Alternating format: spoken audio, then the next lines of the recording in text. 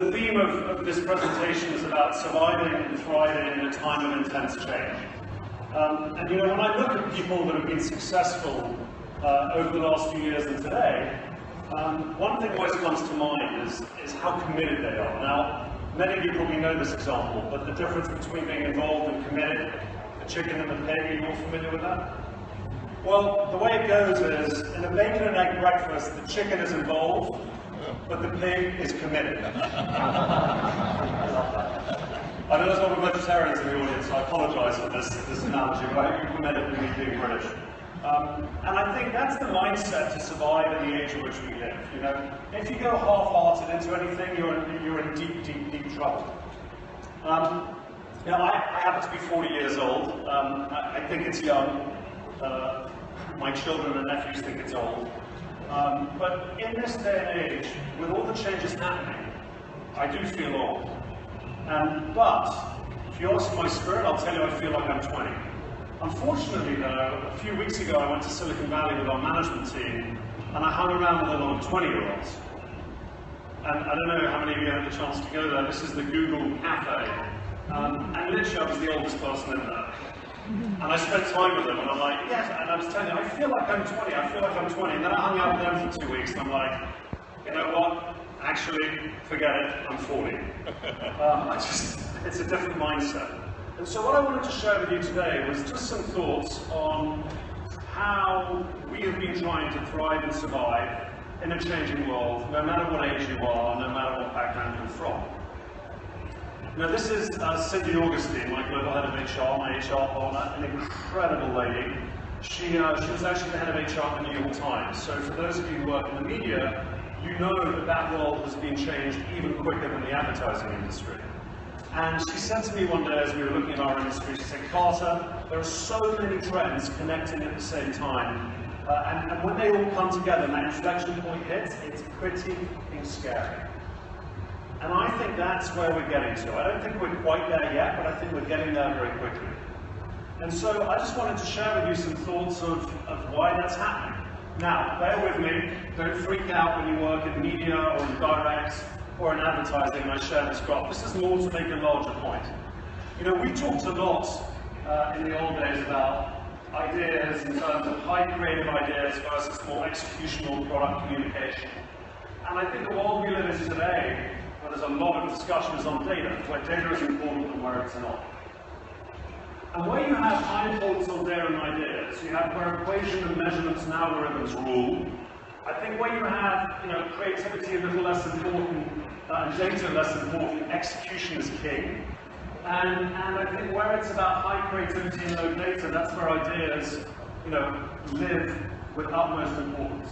And I think if you start just trying to sketch out roughly where the disciplines that clients work with and agencies live, you can see that media is very data-driven and direct to marketing services and promotion. Execution is everything. And then you have creative in the traditional sense of the world. So, and again, for me, where I think we're experiencing this at high speed is all these worlds are coming together. And so I think for clients, for agencies, we need to examine how we're going to bring all that together and why this is happening. So I thought I'd share with you some thoughts on where people who are succeeding are doing interesting things. I love this visual, I use this, I try and reuse this in as many presentations as possible. Because every one of you lives a crazy, intense life. And I know I do. And you know, we're so busy trying to deliver against a specific brief, to do creative work for our clients that's going to drive their business. Frankly, dealing with our families, dealing with our telephones, we forget to listen. And I think this is so true. People come to us with answers every day and we don't truly listen. Another visual that I love. But I think we are challenged every single day. And we have to think of ourselves as the mouse in the mousetrap doing the push-ups. You know, and take that attitude that what doesn't kill us will make us stronger. But I do think the fundamentals of our business are always the same in terms of marketing. You know, and this is a visualization of it, and of course, again, you can criticize the headphone, the big microphone. What's it even called? Megaphone. Megaphone. I wasn't sleep deprived, and I still can't talk. This I think, beautifully encapsulates what we do. I mean, we spend every day trying to take human insights, client product advantages, service advantages, industry, cultural insights, come up with a beautiful idea, and then bring it to life into consumers' lives. We have always been in the ideas business, and I think that's still true today. I think it's what you put in and how you engage that's fundamentally changed.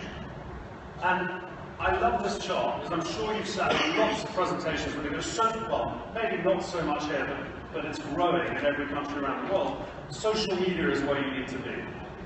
And I think this is a much more interesting way to think about how people's lives have been changed and not. You know, look at this, video, 5 hours a day, and again, these are US statistics, but 5 hours a day someone spends with video, and 3 hours with audio. I think that's a much better way for us as marketers to think about it, because we know a little bit about it. Frankly, this is a statistic. When I went to the tour in Silicon Valley, I was writing notes furiously, trying to learn lots of different things. This is an amazing statistic. I didn't know this, but Cisco did a study that very soon 90% of the internet is going to be filmed. That's something we know a little something about. So when we say we're living in exciting times, I truly believe it. People say we live in frightening times.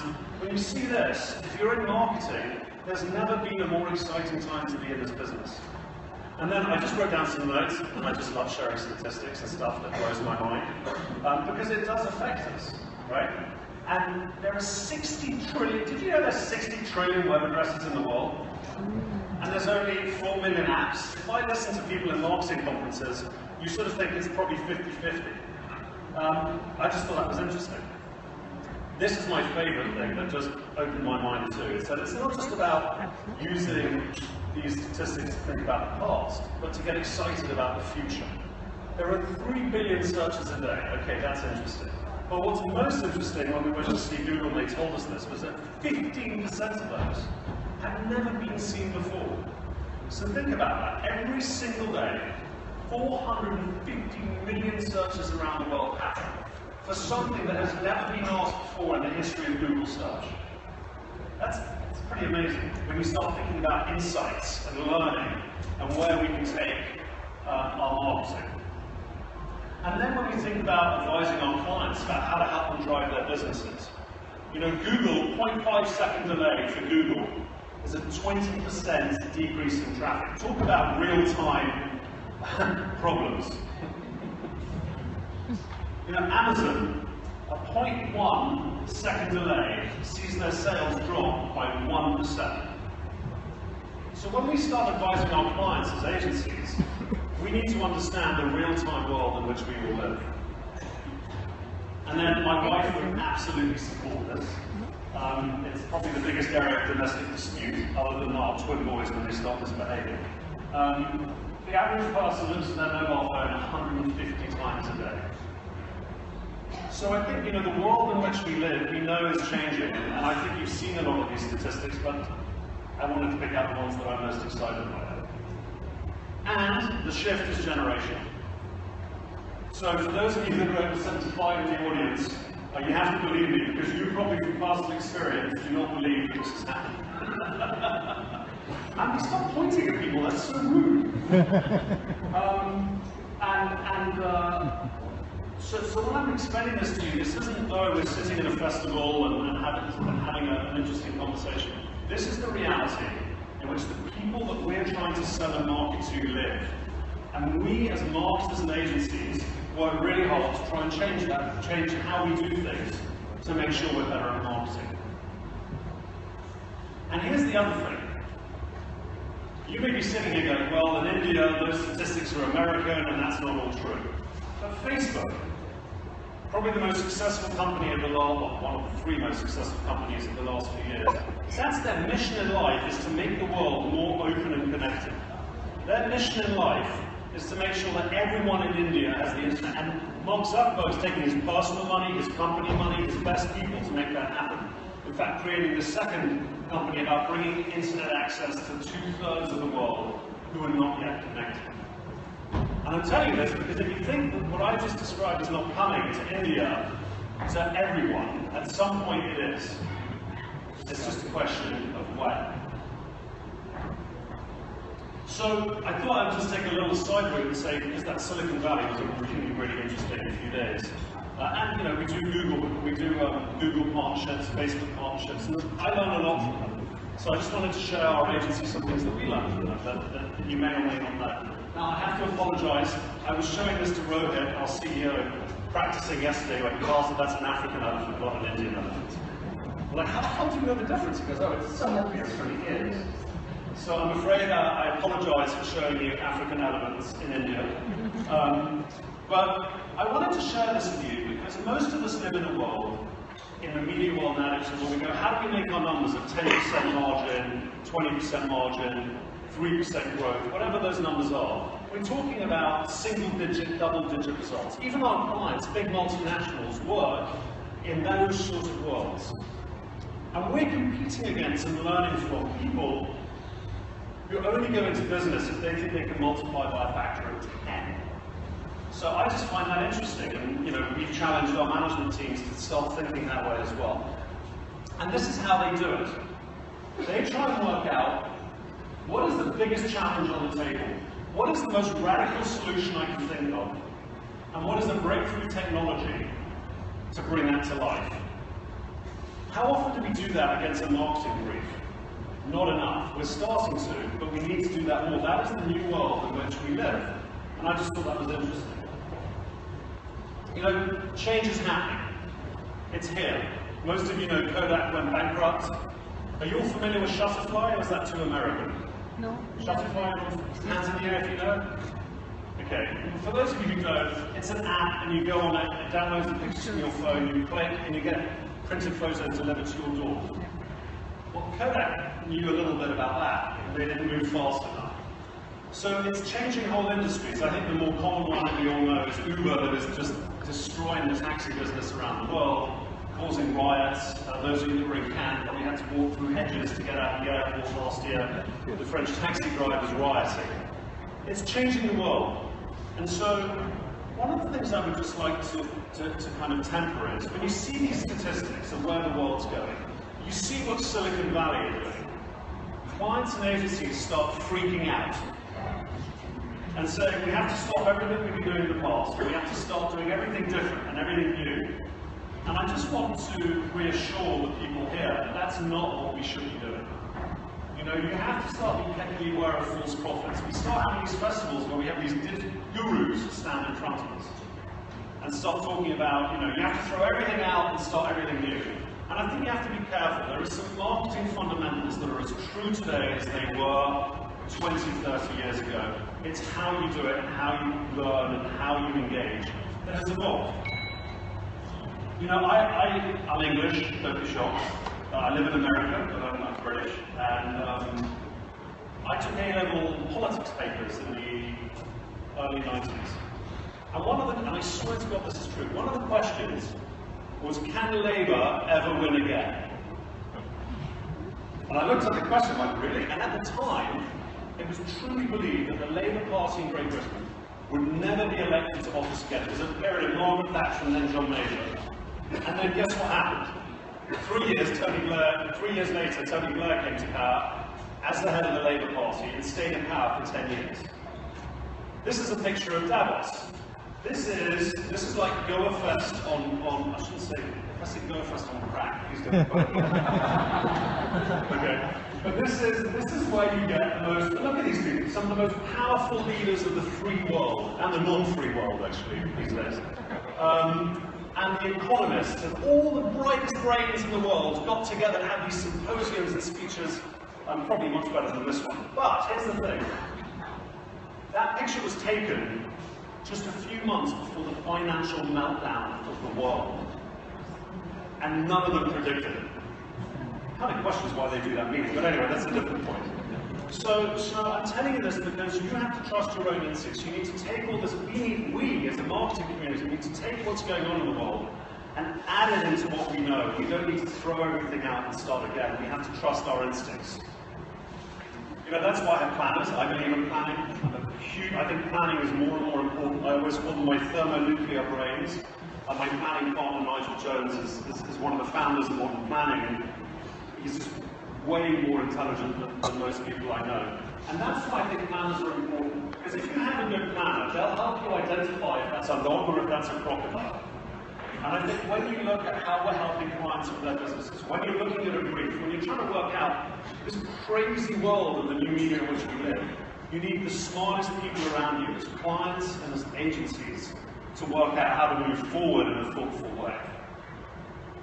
You know, data is one of the big buzzwords, and here's what drives me crazy. Most marketers use data for only 6% of decisions today. So I think we're just at the beginning of that journey. I don't think we've cracked how to use data to unlock great creative. I don't think we've really helped clients nearly enough use data to drive their businesses forward, but I think we're heading in the right direction, and it's a pretty exciting time. And here's why it's interesting, because it's not just about, yes, you've got measuring demographic and measuring campaign, but when I tell you those statistics and you think about the world in which we live, you can now use data in real time to understand people's lifestyle, understand how they use entertainment and what they consider great entertainment. And you have YouTube, which is one of the greatest real-time online testing platforms for understanding how creativity in people's lives come together for clients. So the whole world of how we think about insights, gathering insights, doing work is fundamentally changing. And we do it really well as an industry in some places, but not nearly enough. We owe our clients better when it comes to how we use data. Here is the truth. For all the creative directors in the room, hopefully there's a few, for all the creative people in this room, data is waiting for its Scorsese. I love that line.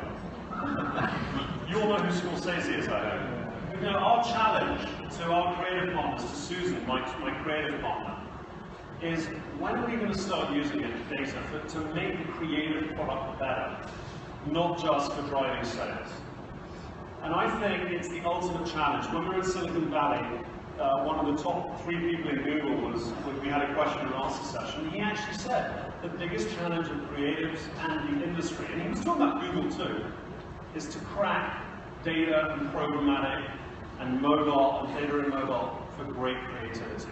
To really make sure that we're using marketing to the best means possible.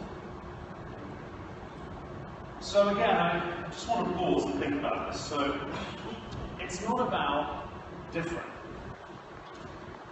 And I'd like to tell a little personal story to explain that. Because I think when you see the world and you're an advertising person or you're a client marketer, you start looking at this world and you go, I know nothing. And also, how am I going to get from here to here? And sometimes you always think about different. I have to be totally different. And that is the most crippling, difficult thing. It stops you from wanting to do anything. Because I can't be different. I am who I am, and I've got my creativity. How am I going to do this? So I'd like to tell you a personal story about a way of thinking about this and the future and how you can succeed as each of you as an individual, but also as a team and a culture and as a marketer. So, when I was 12 years old, my stepfather came into my life. Amazing man. And with him came this man, who became my grandfather. Goafest, we call him Fresh. He came from a family of inventors. And I don't know how many of you drink champagne here? Has everyone drink champagne? This is when no one admits to drinking champagne. I don't know if you know how champagne is made, but champagne, for hundreds and hundreds of years in France, they would line up hundreds of thousands of bottles, and every day a team of people would have to turn the bottles 1/8 of a click. 1/8 of a click. Every day, year after year after year. It was the most crazy practice ever done. And by the way, they still do it today in the champagne. If you go to a champagne tour, you'll see they turn the bottles every day. And my grandfather and his father, being very stubborn, said there has to be a better way of doing this. There has to be a better way of doing this. And so they went and studied it, and they worked out that a better way of doing it was actually to get the right type of barrel and to ferment the champagne and make the champagne in barrels, and then put them in the bottles. Of course, the program on the champagne is crazy, and they still argue about it today. It's one of the 3 processes for making champagne. And he's called Piachama, it's called Posachama. And the reason I'm telling that story is actually for 2 reasons. The first one is I realized I would never be that talented. And when I was 16, I went and worked in an ad agency and I met creative people. And I felt like I was home. I found people like him. Creative people that can think laterally, that can dream, that can connect ideas in ways that no one else can. And that's why I love this industry, because I get to work with creative people every day, people like him. But for this talk about surviving and thinking about technology and where the world's going, the reason I wanted to share the story was, he didn't say, it's shit, we need to change everything. He said, he did speak like that actually, he said, you know, it needs to be better, there has to be a better way. So when you start thinking about a marketing brief, a client problem, how to use technology, just try and make things a little bit better. And I think you'll find it's the most liberating thing, because you don't have to think about different, just think about better. Better. It's liberating. And here's the truth. Different doesn't always have value, better does. You know, there are millions of patents every single year submitted of people thinking different. Only 10% of them are used, even less 5. So think about better. You know, when I think about different doesn't have value, better does, that is such a truth. You know, everyone loves talking about Steve Jobs. Steve Jobs didn't invent the telephone, he made it better. He didn't invent computers, he made them better. So when you take all of this, I want to come back into three slides, 3 thoughts of a laddering order of how I think as marketers in our agency, with our clients, in the industry, I hope you're all thinking. We don't just talk about big ideas now. I think in this constantly evolving world, where we're constantly learning and getting feedback in real time from data and from the world in which we live, we think about big ideas that are never finished. You know, we're always learning, we're never finished, and I think that's important. I think big ideas is where we're at, but I do think there's a really interesting model of how clients and agencies can think about the order of creativity. So this is from Google. It says the source is YouTube, but it's also Google use this. We use this as an agency. In fact, I was in a pitch just 2 or 3 weeks ago where we actually put all our strategy and creative into this model, which is you need hero work, you need content and creative that's what you want to say wrapped up into an emotional story that's memorable and invites participation. But you also want your brand to have a hub. The hub can be a website, it can be an app, but it needs to be a living, breathing place where consumers, the brand, can participate and regularly be updated and be a destination for social and for a brand, an active place.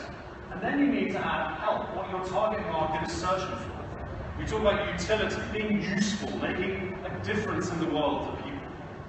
And so you have ideas, and this is how I think they'll start to be formed and brought to life more and more in the future. And then, in terms of execution, it's about connecting the dots. And my gosh, there are so many dots these days. It's why clients want a lead agency partner to help connect the dots.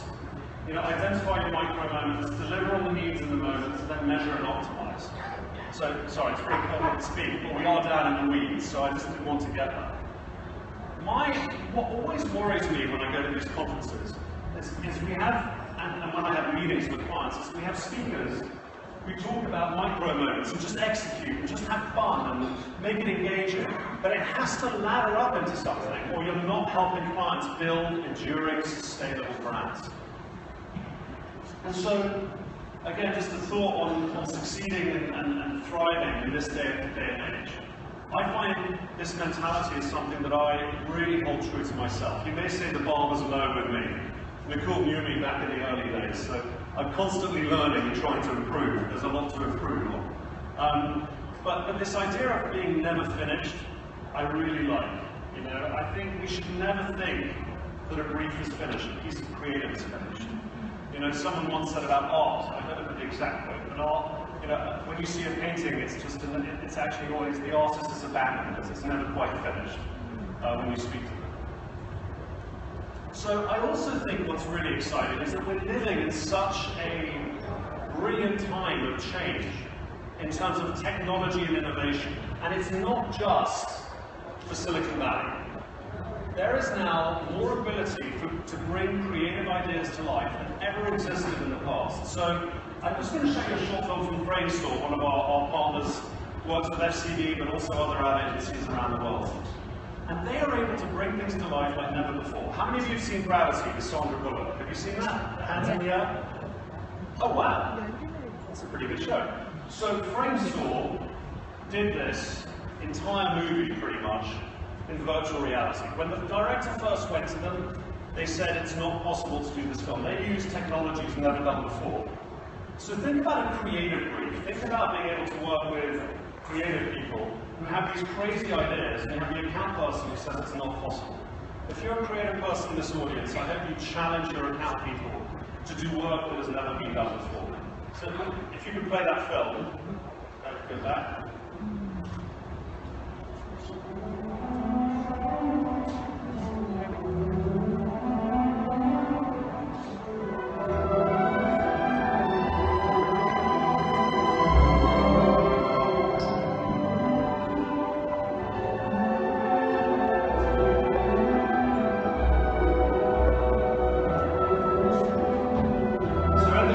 Essentially, what they did is they created a virtual world and then superimposed through special graphics and motion sensors that they had put on Sandra Bullock into this virtual world, created dreams and aspirations for the director that he never thought possible into real life.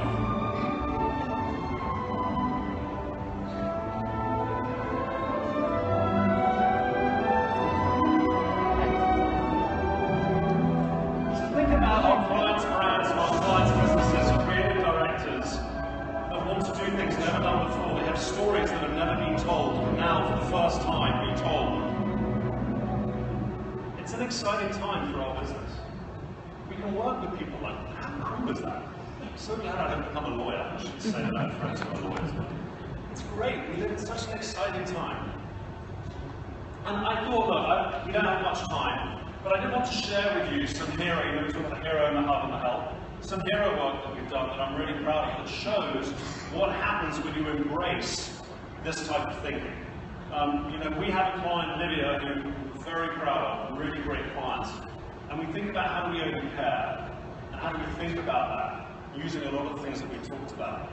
And they produced, I'm going to show you 2 ads in a row. And the reason I'm just going to show you 2 is it wasn't a one-off. And when we did the first one, everyone said, how are you going to repeat it? And the following year we came up with the second one. And you can start to see how you can start to build great work when you have an idea and you embrace the change that's happening in the world. Could you play both films, please?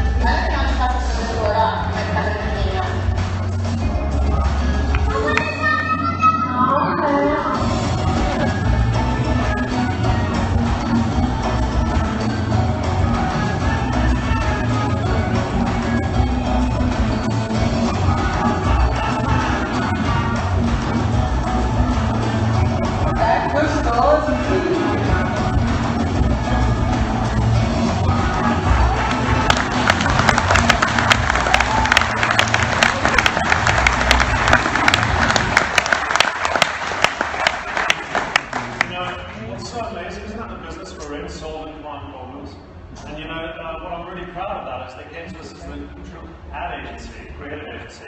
They're now rolling that out as a product around 8 countries around the world.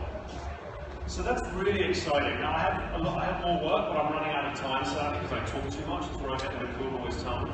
So I'm not going to show you the next example. I'm actually going to keep going.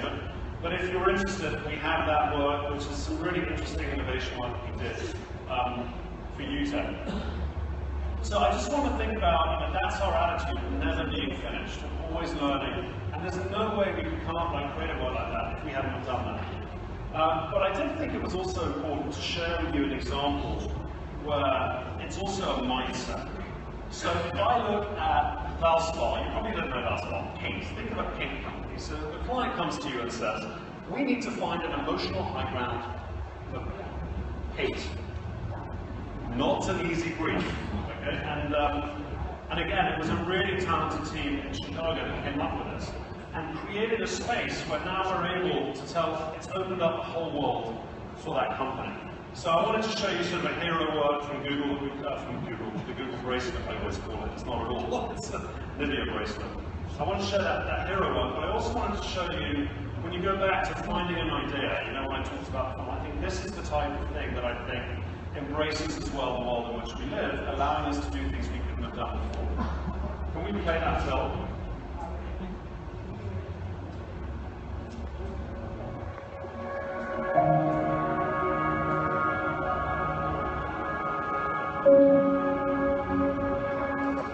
I don't know what color my candy's eyes are. I thought maybe I wasn't intelligent enough to tell. Valspar worked with Chroma, an optical lab, to bring color to everyone. Special glasses were developed to allow colorblind people to see color for the first time in their lives.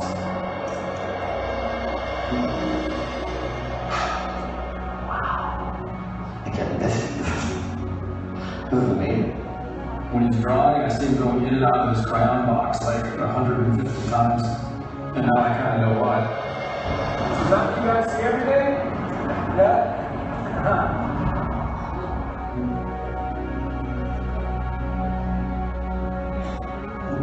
That's what purple really looks like. Oh my god! Is this guy supposed to be this color? Is this purple? Yes.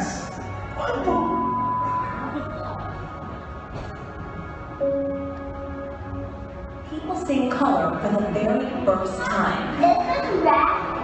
Wearing what appear to be magic glasses. Look at your kids' eyes, Petey. They're so pretty.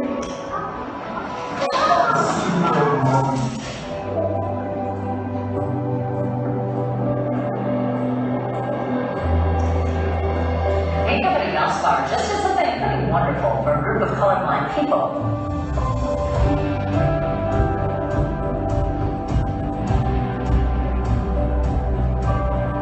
I've never been able to see this one.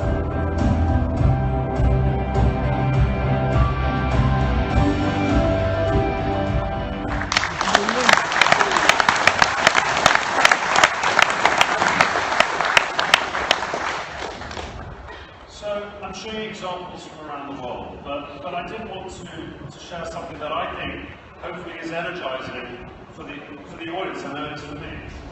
I mean, India is the cradle of the human race, the birthplace of human speech, the mother of history, the grandmother of legend, the great-grandmother of tradition. Our most valuable and most instructive materials in the history of man are treasured up in India only. So imagine in this world what the creative community in India should be doing for the global advertising industry, for the marketing industry. You have a birthright for creativity that should be leading the world in what we do. And you know the best part about this is written by an American. Did you know that? Who would have thought? I love that. Mark Twain wrote that. Oh God, if only their politicians were that humble. Anyway, I have to live with that every day. And I wanted to close on something which ties in with the first presenter and actually with the presenter after me. A final thought on what really matters for every one of us, I think, to survive every day. And that's talent. You know, I don't know where the world is going, but I know I'm going to surround myself with the most creative and the smartest people on the agency and the client side. to make sure I have fun and learn every day and make a difference in the world and for my clients. And that's living proof. That, believe it or not, is my executive management team. They're pretty fun. And I get to work with this group of people every day. And that's what makes going to work in the morning special for me. And I hope you all feel that way about the culture you belong to and the people that you work with every day. That is how we're going to get a successful future together. And so I guess I'm learning quite a lot. In the rehearsal this morning, I learned quite a lot just from listening to people. I hope there were one or two interesting things in that presentation for you. It's never been a more exciting time for our industry, and I think for the Indian marketing community. And I just wanted to close on one personal story that, again, really moved me quite a lot. I did a bucket list thing. There's a New York Times in America, and there's this iconic column called The Corner Office. And this journalist has written 2 books off the success of it. And I got the phone call one day saying, I want to interview you. So I went and spent 2.5 hours with him. I started saying, I'm not sure I can add much. He interviews people on leadership. I ended up interviewing him because I'm kind of interested in this sort of stuff. So I said to him, you've interviewed some of the top leaders around the world. You never ask about their industry, you ask about them as leaders and as people. What was the common theme? You know, and he said, you know, people come from different backgrounds of wealth, no wealth, geographic backgrounds, religious backgrounds, different traits and characteristics. He said, there's no one specific thing. The only thing I could say is that it's not the path, it's what you do with it. Those people that have been successful have taken every step of their journey, whatever it is, and they've wrung it like a wet cloth to be successful. And so I just wanted to let you know, I love this business because I get to work with talented people. I hope every one of you feel that there's never been a better time in our industry to be on the path that you're on. Thank you. Sorry, one last thing, I can't have my plug. If you have any interest in our agency and my crazy, wacky life, this is my personal account. I decided I couldn't do Twitter. So I snap my way around the world. So I get some cool victims occasionally to photograph. But it gives a snapshot of the world in which I try and live. And I hope you engage me and tell me how I can learn and improve. And this has been a great experience. Thank you very much. And now, that's it. I'm done.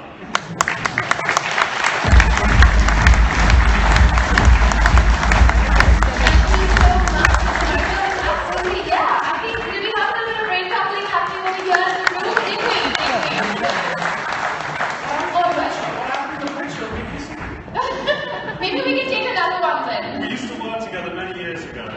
He was always nice to me. Alright, so ladies and gentlemen, you know the drill. We have here with us the chairman of Goafest, Mr. Nandu Chopra, who's just joined us. And we're going to start our sessions, our interactive sessions. So those